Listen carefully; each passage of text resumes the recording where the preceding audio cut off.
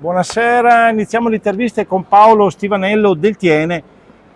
No, non so neanche dire se la partita perfetta, comunque è entrato molto concentrata la squadra del Tiene, ha messo in atto quello che il mister gli aveva detto ed è andato tutto per il meglio e bisogna anche dire una difesa impermeabile.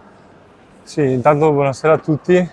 Sì, stasera Elia Dal Pra ha fatto un'ottima prestazione, anche la squadra è entrata molto nella partita e nonostante il risultato anche abbastanza largo, abbiamo continuato a rimanere lì e d'altra parte quello che dobbiamo cercare di fare in tutte le partite in vista delle prossime, anche quelle molto importanti, e in settimana ci alleniamo tanto per questo e stiamo vedendo che dà il suo frutto.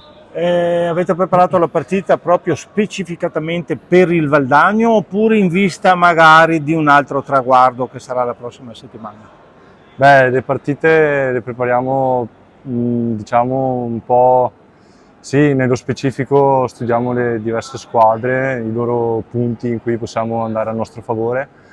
E io questa settimana per motivi personali non sono stato molto presente, però sono molto contento che il mister mi abbia dato la possibilità di entrare lo stesso. Molto bene. E quindi sì, continuiamo così, ci impegniamo durante la settimana e questo impegno dà il suo frutto nelle partite. Beh, allora auguro sempre in bocca al lupo per i prossimi incontri e manterrò questo tono.